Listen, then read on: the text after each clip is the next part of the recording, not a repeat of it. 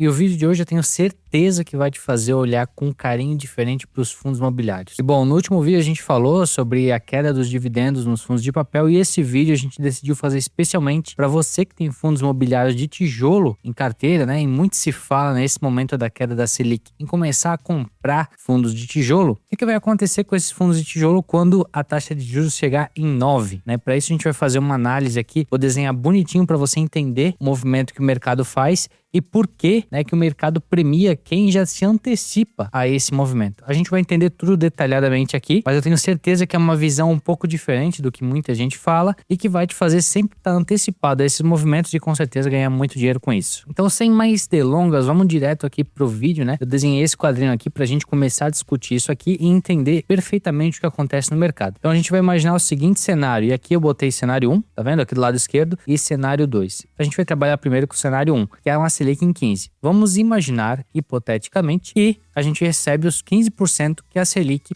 paga. Então, se eu aplicar na Selic, ela vai me pagar 15%. Isso aqui, gente, é didático só pra gente se entender aqui na ideia, fechou? E se eu for aplicar no fundo imobiliário, ele vai me pagar 10%. Isso eu tô falando de um retorno anualizado, ou seja, 10% ao ano e 15% ao ano aqui na nossa querida Selic. Então, vamos imaginar que a gente vem de uma situação de juros normais, abaixo ali dos 7, 6% ao ano. E o pessoal tá fortemente alocado em ações, fundos imobiliários que estão pagando aqui, ó, os seus 10% ao ano, ou seja, faz muito sentido eles estarem ali. Só que aí a Selic subiu e foi para 15, perfeito? Nesse momento que a Selic está em 15 sem risco, quem tem dinheiro em fundo imobiliário, em ação, vai olhar e pensar o seguinte: bom, se eu posso ter um retorno de 15% ao ano sem risco, por que eu vou ficar tomando risco aqui para ganhar 10% ao ano? Se o meu inquilino, ele pode sair, aí eu fico sem ganhar dinheiro. Se pode dar algum problema no prédio, eu ter que entrar com manutenção, ou seja, eu gastar mais dinheiro. Eu aplicando na Selic não tenho nenhum desses problemas e tô ganhando 15% ao ano. Ou seja, sem fazer esforço nenhum. E aí o pessoal que tá aqui nesse feed 10% ao ano começa a fazer esse movimento aqui, ó. O Joãozinho começa a comprar título do Tesouro, comprar CDI, ele quer a Selic porque é seguro e está pagando bem. O que o mercado está querendo dizer nesse momento? Se a gente parar e olhar para esse quadrinho aqui, ficou até bem didático para a gente empreender. O que ele está querendo dizer? Que para ele continuar no fundo imobiliário, esse rendimento aqui de 10%, ele tem que fazer o quê? Ele tem que subir. Ele tem que subir para fazer mais sentido para ele ficar ali do que na Selic. Só que, gente, o aluguel do galpão, o fundo imobiliário tem, ele não vai explodir. Realmente, quando a Selic vai cair, que é o momento que a gente está vivendo agora, muitos canais falam de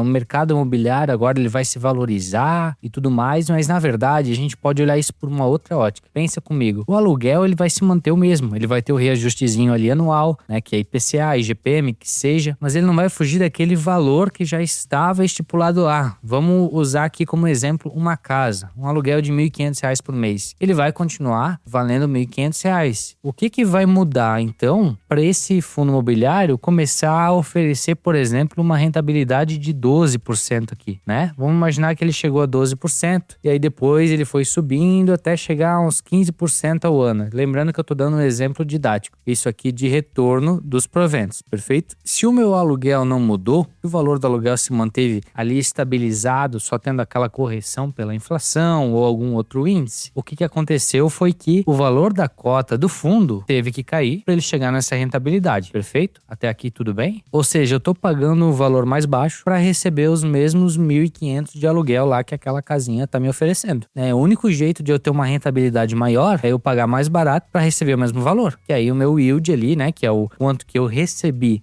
sobre o quanto que eu paguei, ele vai aumentar. E quando isso acontece, do yield do fundo imobiliário ficar muito alto, por conta do mercado, né? A gente pode ter outros motivos, que é a questão de endividamento, má gestão, tudo mais. Aqui a gente está falando de taxa de juros, perfeito? A gente vai ver muitos fundos bons nesse cenário aqui, ó. PVP menor que 1, ou seja, PVP de 0,95, PVP de 0,9, eu estou comprando um prédio pagando 90% do valor dele. Ou seja, é mais barato eu comprar ele naquele momento do que eu construir um novo. Eu estou ganhando mais dinheiro fazendo isso. E esse foi o movimento que a gente aqui do Papel de Valor fez quando a taxa Selic estava alta, ainda está, né? Mas não estava com essa perspectiva tão grande de queda. Ainda no ano passado, né? A gente começou a alocar em alguns fundos imobiliários bem descontados e que, na nossa visão aqui, faziam muito sentido para ter uma rentabilidade bem expressiva. Eu tenho certeza que você que acompanha o canal também fez esse movimento, que foi muito falado aqui, a gente explicou com fatos e dados por que fazia sentido aquilo naquele momento. E indo até mais além, o que aconteceria se a Selic chegasse em 9%, né? Se ela chegasse em 9% ao ano, o que aconteceria com esses fundos de tijolo que a gente tem em carteira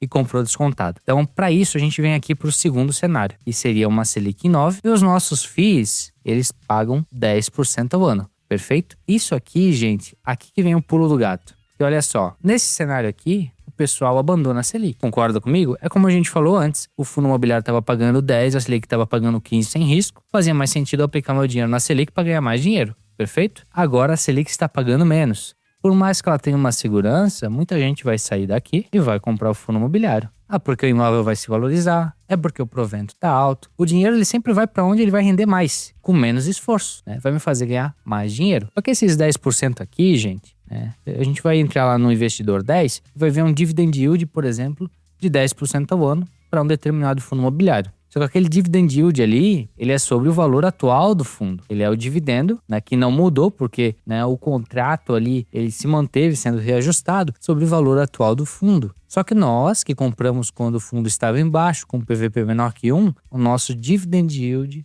vai ser de quanto? Vai ser de 10? Não. Vai ser de 15, porque eu comprei o fundo descontado. E o que me interessa na minha carteira não é o valor que ele está lá nesse momento na tela. O que interessa para mim, quando eu compro o fundo imobiliário, é maximizar o meu provento sobre o valor que eu gasto. Então é maximizar o meu dividend yield. É o quanto que eu vou receber sobre o quanto que eu paguei. São visões um pouco diferentes do que a gente vê por aí, porque a gente ouve muito falar, o mercado vai se valorizar. E de fato vai. Mas é porque o pessoal começou a sair da renda fixa e vai partir para a renda variável. Isso eu falo de empresas, fundos imobiliários, outros mercados e tudo mais. Então eu vou ter o mesmo número de cotas para mais pessoas, vai ficar mais disputado. A cotação vai subir, a cotação vai se estabilizar quando eu encontrar o preço que alguém está disposto a vender pelo preço que alguém está disposto a pagar. E aí a gente vai ver essas negociações sendo acontecidas e o preço do mercado vai se estabilizar em torno disso lá no nosso home broker, lá na nossa plataforma de investimento. Só que pra gente que comprou descontado, não interessa o preço que está sendo negociado. Interessa o preço que a gente pagou lá atrás, que é o quanto que a gente está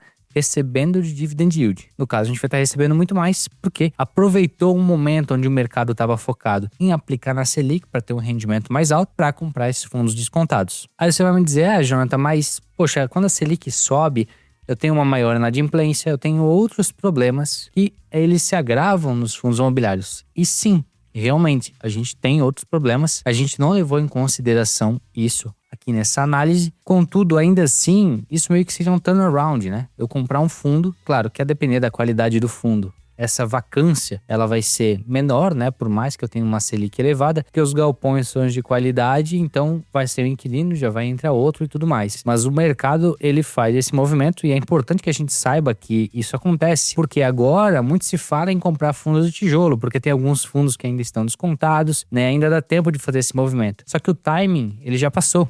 O timing era ali, quando muita gente ainda estava prefixando algum aporte na Selic, já devia estar comprando fundo de tijolo, né? Porque o mercado ele sempre está antecipado. E essa antecipação foi exatamente o que a gente viu aqui. É aproveitar. É aquela frase que o Warren Buffett fala. A gente compra ao som do canhão e vende ao som dos violinos. Sei que foi muita informação que a gente passou aqui na tela, mas se ficou alguma dúvida, por favor, deixe aqui nos comentários, a gente vai estar respondendo a todos. Eu agradeço a sua atenção, não se esqueça de compartilhar, se inscrever no canal, ativa o sininho aqui também para receber todos os nossos vídeos. Muito obrigado pela sua atenção e até a próxima.